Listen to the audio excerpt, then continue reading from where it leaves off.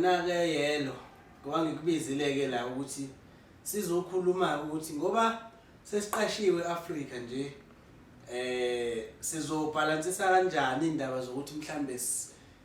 umsebenzi wangapha ekhaya eSouth Africa nowakhona le eAfrika yabo ngikubizele nje lokho akuseyinto enkulu.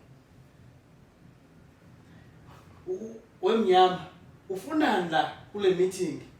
ngoba phela le meeting le eyabantu abaqashiwe le eAfrika wena uhlulwe i-interview